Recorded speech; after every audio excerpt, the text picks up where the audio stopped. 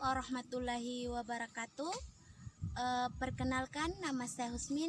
Saya Prodi Pendidikan Bahasa Arab. Sekarang saya studi di Institut Agama Islam Negeri Kendari dan semester 6.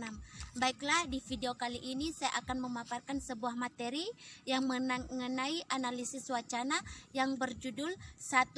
Kata dan kalimat, 2. Paragraf dan episode, ketiga skema dan struktur. Terima kasih. Baiklah, di sini saya akan memaparkan apa itu kata dan apa itu kalimat. Menurut Kraft, kata adalah satuan-satuan terkecil yang diperoleh sesudah kalimat dan dibagi atas beberapa bagian dan mengandung sebuah ide. Sedangkan menurut Kushartanti, kata adalah satuan bebas yang paling kecil, atau dengan kata lain, setiap satuan bebas merupakan satuan kata.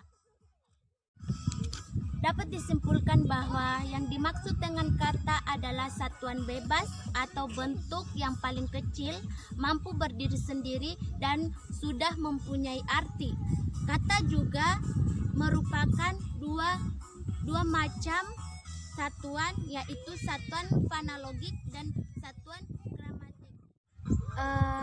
Kata bisa dibentuk menjadi 4 golongan, yaitu kata dasar, kata turunan, dan kata ulang, serta kata majemuk.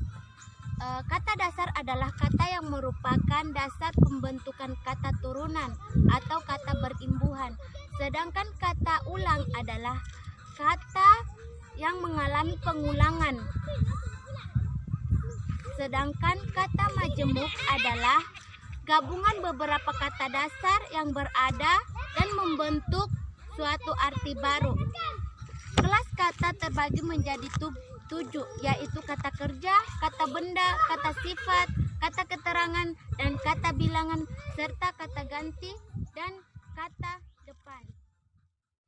Adapun kalimat adalah gabungan dari 2 kata atau lebih yang menghasilkan suatu pengertian dan pola intonasi akhir.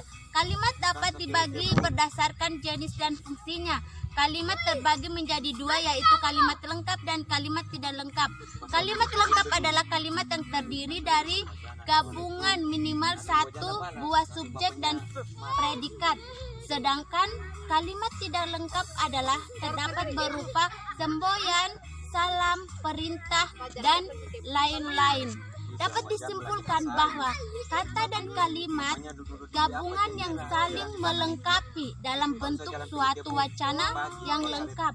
Setelah itu, kalimat tersebut akan dibentuk suatu kalimat yang banyak sehingga disebut paragraf.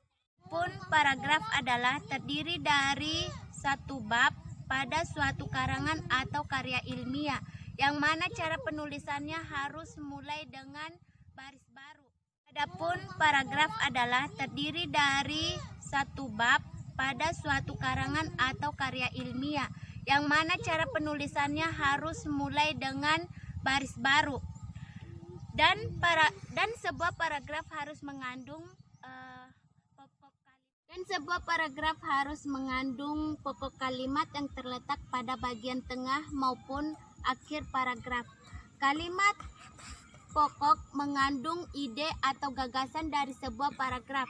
Sedangkan kalimat penjelas adalah kalimat yang memberikan penjelasan, tambahan atau detail, rinci dan kalimat pokok paragraf. Sedangkan episode adalah rangkaian cerita tentang perjalanan kita yang penuh suka duka yang sering kita alami dalam suatu kejadian maupun peristiwa.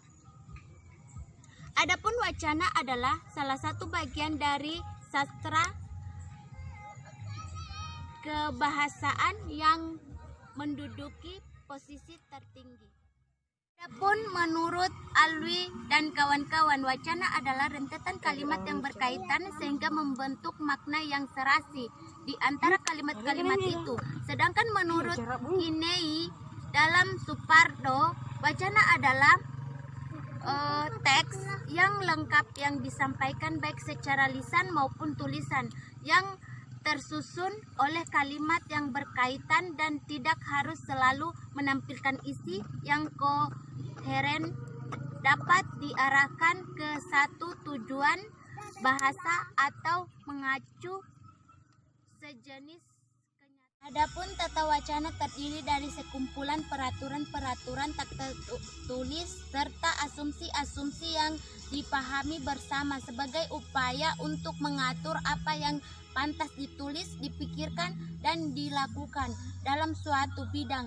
Analisis wacana mempelajari bagaimana peraturan-peraturan, konvensi-konvensi, dan prosedur-prosedur yang membenarkan dan membentuk tata wacana. Perspektif ini dimaknai sebagai pengucapan-pengucapan yang kompleks dan beraturan yang mengikuti norma atau standar yang telah pasti dan pada gilirannya.